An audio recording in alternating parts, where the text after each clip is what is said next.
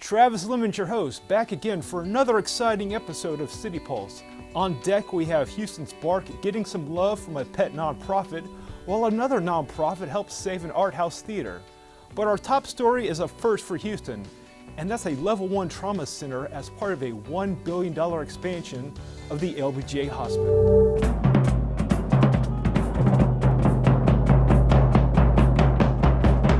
This is a great day for Houston. It's an example of our greatness in Harris County. Not only the leadership, but significantly the residents. We have so much to celebrate. To say that today is a pivotal moment in the history of Harris Health System and in reality for the entire Harris County is a dramatic understatement. I am exhilarated to celebrate the groundbreaking for a future adult level 1 trauma capable hospital on this campus.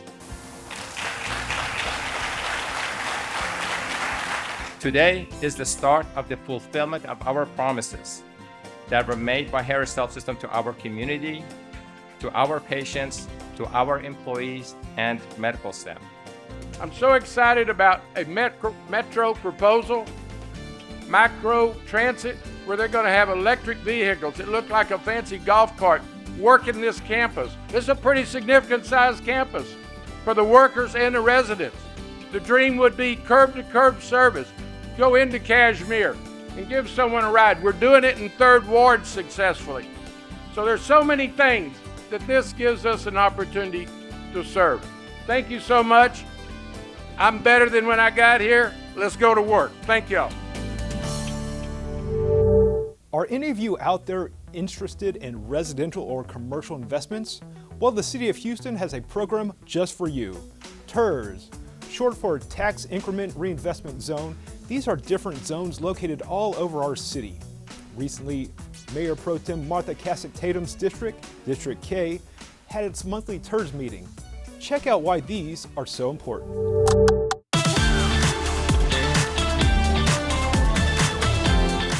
People need to know how to access capital in order to be able to change the community. If you can't get funding from conventional sources, then you want to know, as tonight was designed about access to capital, then you want to be able to access that capital through viable resources like CDFIs. A lot of people don't even know what a CDFI is. So I came here tonight to tell people about Houston Business Development Inc., which is a 38-year-old institution that can provide capital up to $5.5 million that people don't know about. That was created by the City of Houston. It's extremely important for us to have these meetings in the district because we want to make sure we're bringing the information to the people. And when we have a group of business owners and entrepreneurs that are wanting to know how to fund their businesses, what better way than to have these networking receptions and provide speakers who give them the information that they are seeking.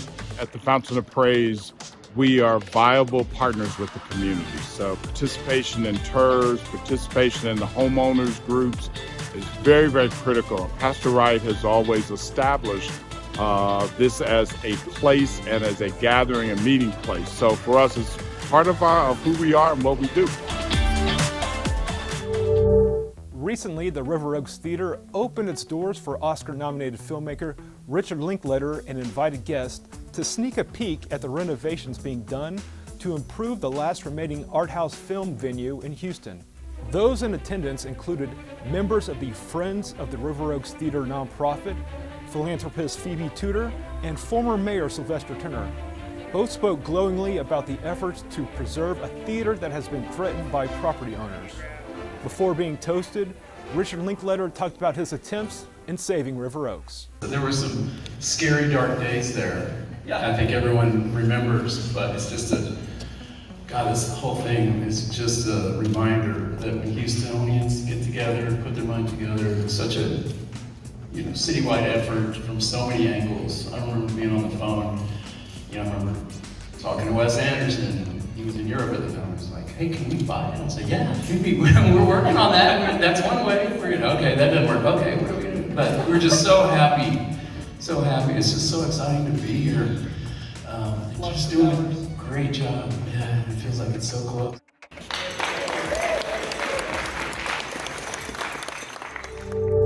City Pulse returns.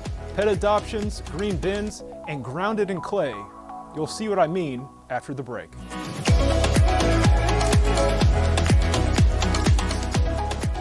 Hurricane season is from June 1st to November 30th. Houston Public Works Floodplain Management Office wants to make sure you are prepared. Know your flood risk. Half of all flooded properties happen outside the floodplain. Visit FEMA's Flood Map Service Center to know your flood risk. Insure your property. Buy flood insurance today. Flood insurance policies take up to 30 days to go into effect. Also, make sure the policy has adequate coverage for your home and property. Protect people and property from flood hazards. Driving around barricades could be a deadly decision. Don't drive on flooded streets or in areas that are prone to flooding. The Floodplain Management Office has lots of helpful information on how to flood-proof your home. Build carefully.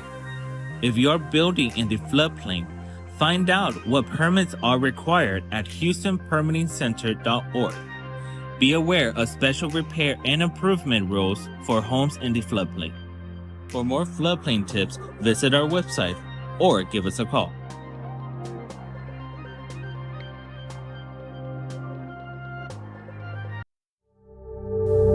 Houston's BARC program, which offers services like low-cost and no-cost spay and neutering, is receiving a $95,000 grant from the national nonprofit Petco Love in support of their life-saving work for animals. Since 1999, Petco Love has invested nearly $400 million to organizations like BARC to improve adoption efforts for more than 6.8 million pets. We got a $95,000 grant from Petco Love. You know, we've received grants from them before, but this is the first time we've ever received one in this amount. It's all to go towards life-saving initiatives here at the shelter. So we've already identified some great projects to use with this grant funds. We have our horse stable areas that need some improvements. There's some aging kennel space in our evaluation area that needs improvements. And you know, we wanted to make some improvements for our customer service areas as well. So we're looking at getting some kiosks, make things more interactive, maybe offer anybody who's a lost pet owner an opportunity to look through our inventory. You know, we kind of think not everybody has like consistent internet access or access to our website, so that way they can look through online, identify which ones might be their pet, work with our customer service team to get into the kennels and find their pets if they are here. We've got an aging infrastructure here, and you know, these are projects that we wouldn't have had the ability to work on if we hadn't received this grant. So we're so grateful to Petco Love. They've been huge partners. We recently updated our Lost Pets page with their Petco Love Lost program that uses kind of search technology to look through different lost pet pages. They just recently integrated with Nextdoor. Any posts about missing pets can kind of incorporate with kennel inventory, so people looking for their pets can more quickly be reunited with them. So they've been great partners across the board. We are so grateful for this grant. The dog days of summer have come early this year, with temperatures soaring into the 90s and heat indexes in the triple digits. Houstonians are looking for ways to beat the heat. Here's how the city is helping residents in need. For the 19th year, Reliant is offering 22 Beat the Heat centers to help residents stay cool and manage electricity use during the hot summer months. This program is vital for providing support to our seniors and vulnerable Texans, offering a place to socialize and escape the summer heat. Reliant's $75,000 donation will provide 500 portable air conditioning units to residents throughout Harris County, Area Agency on Aging, and through Precinct 2. Residents in need can call 832-393-4301 to request an AC unit.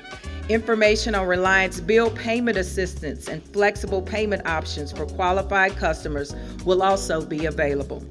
The Houston Health Department will offer tips and care packages to ensure residents stay safe during extreme temperatures. And I just wish everybody to stay safe. We will get through this summer together. Every single summer that I've been through is different and unique.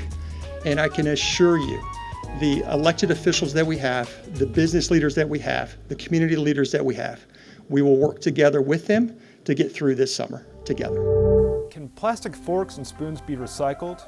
How about razors? Steve Stelzer, our Going Green guru, is back to test your recycling IQ and offer some do's and don'ts.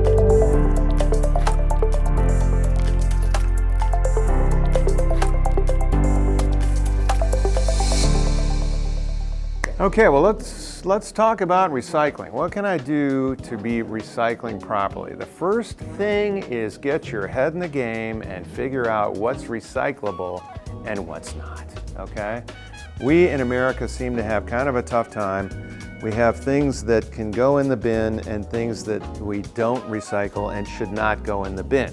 So when we say is something recyclable, we mean can the city take it? Because let's face it, here's an example of if you would like to recycle razors, you now need to go to TerraCycle, who has a razor program, and don't put razors in your recycling bin out at the curb, okay?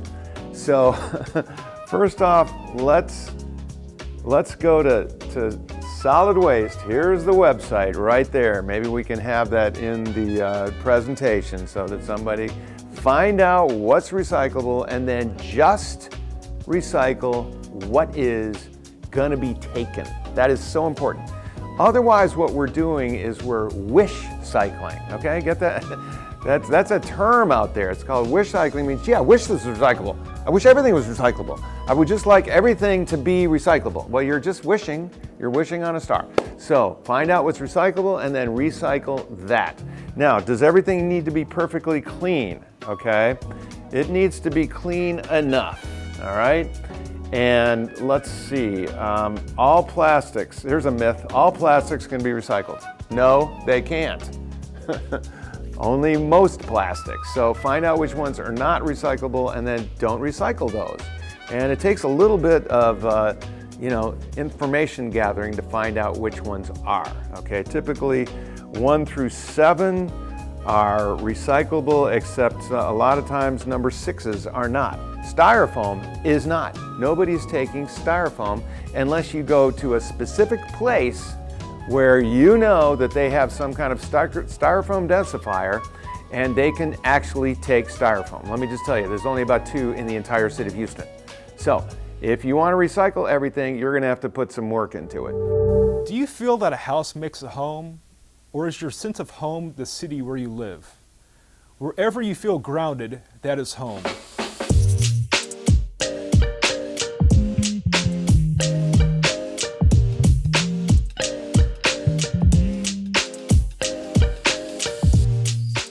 And the connections we make with others can be experienced inside the City Hall Rotunda.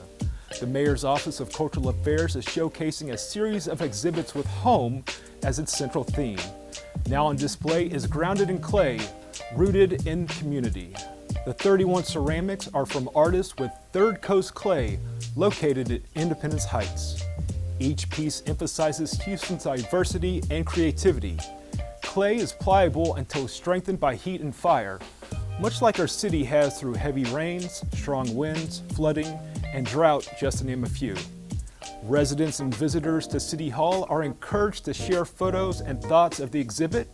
You can scan the QR code on the screen for more details, and be sure to use hashtag #HOUFeelsLikeHome with your posts. That will do it for City Pulse this week. For HTV Houston Television and the City of Houston, I'm Travis Leamons.